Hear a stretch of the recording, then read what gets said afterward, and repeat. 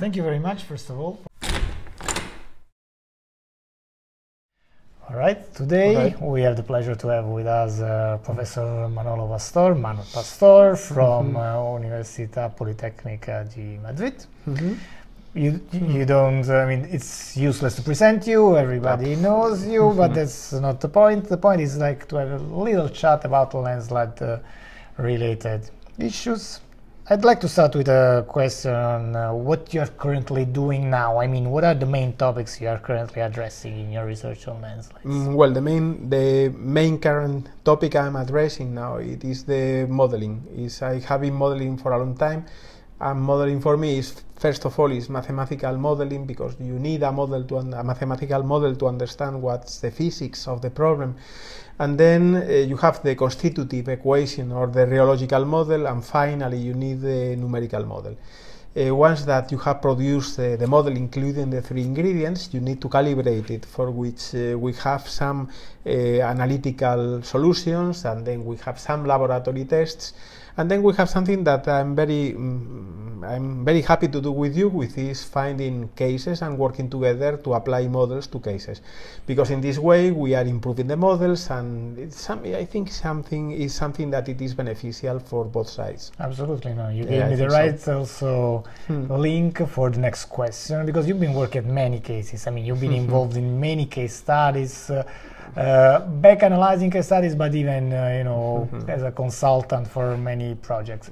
If you would like to, if you can think of any or one, two that you'd like to mention for the important lessons that you learned out of those.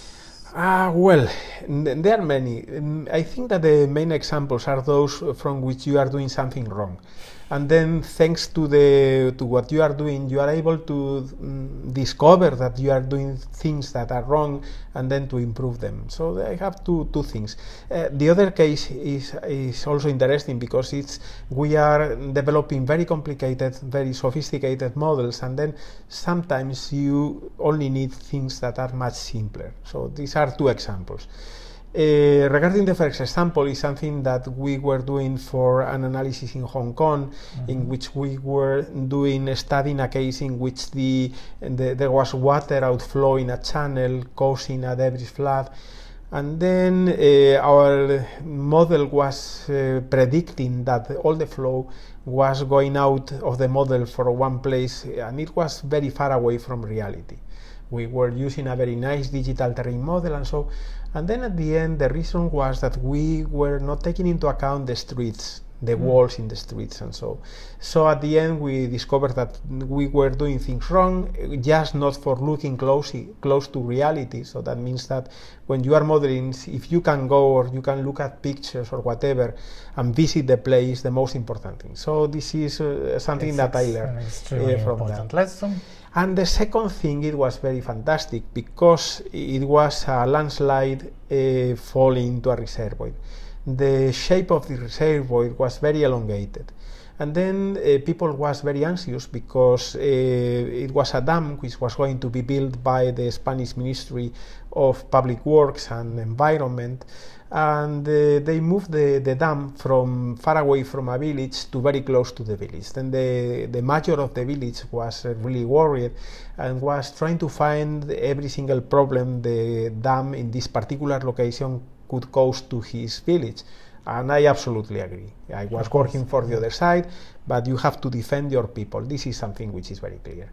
So at a certain moment I was asked, if there is a landslide falling the reservoir here, wouldn't we have a problem which is the same that the Vajont problem? Of course. And then I came back home, and I was thinking that, well, this is a channel, the maximum wave is that one, the wave is propagating this direction, splitting in two, so it was doing a very simple model, I mean, because it was...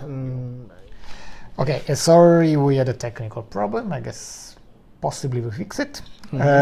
So we actually recorded up to the point you were telling something about this case study of the reservoir and the quick calculation that you did. Yeah, the simple calculation, it was quite easy, because you were able to, like any hydraulic student, to arrive to the the conclusion that the wave arriving to the reservoir was something like 1.5 2 meters.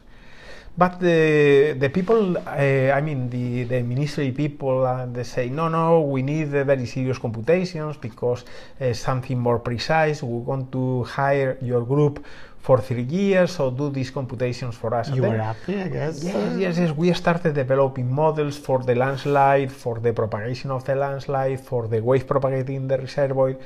And then we were applying all these things. And at the end, the wave was, the height of the wave was 2 meters, which is exactly, it's more or less the same. I acknowledge that, of course, this is quite. You needed 3 years though to anyway, to have that. Yeah, but it is sometimes you are able to. I mean, this sort of simple calculations. Of course, in many cases you have to do the real thing, or you can use your first approximation just to check that what you are doing is okay. Yeah. Sorry, it's a difficult interview today, difficult chat. No, but it is technical problems and then interruptions. This is okay. We'll finish soon. I wanted to ask you, moving like from the past to the future, what are the main challenges faced, according to you, by landslide risk managers nowadays?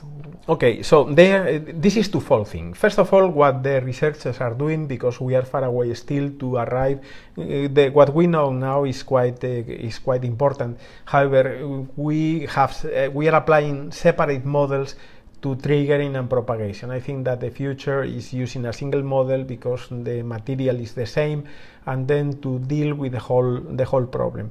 Also to develop simpler models that can be used more massively to do more computations.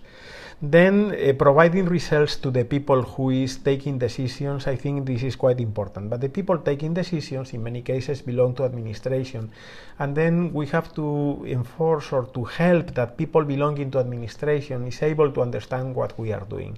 Many times administration is interested in having people able to apply laws only, instead of having an insight of the problems they have to solve. And then this is a gap that we will have to close in the future. So how to communicate better with them, how to explain them the things we are able to do, how to hear to them, and to know what are the things they really need, because it is something that it is twofold. We cannot say we are in possession of the truth, but also we have to do what you need. So it is two-way things.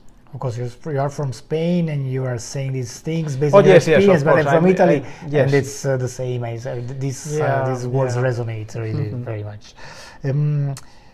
Going towards the end of this very small conversation, small chat, any recent book or article or reports that you've read that you would recommend?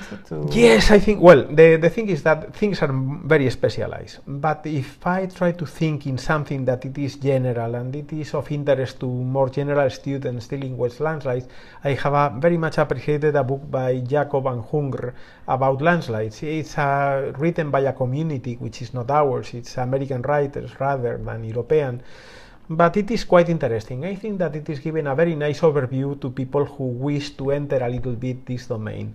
You find mathematical things, even if there are things that could be better, but you find a complete panorama of what the things, and in that sense the book is worth reading, of course. Okay, very last question then. Can you tell us something about your planned future endeavors? Oh yes. This is the future is continuing. The most enjoyable thing in life, in academic life, it is cooperation, knowing people, and then, for instance, an example is the things we are doing together, Salerno and Madrid. So you have a very big experience in landslide. We are developing models, and then we are learning from you. You are learning also from what we are doing. So this is quite interesting. And at the end, projects, I think that perhaps we could write together some sort of book, electronic book or whatever. And yes, I think that it is quite... Ideas for more work? Yeah, I think so. I mean, make things available to our students. I think that it is quite important. We have the material, and For instance, in Alert Geomaterials, which is the association.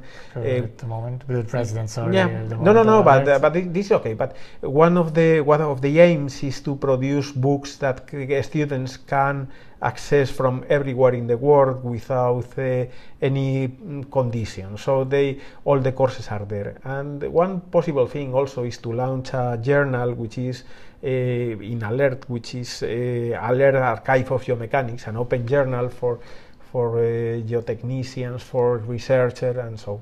Okay, the ideas are not missing. They are no. I mean, a lot of work to exactly. come. Okay, thank you very much for this. Thank you very much, Michele. Thank you. Okay, so it's working.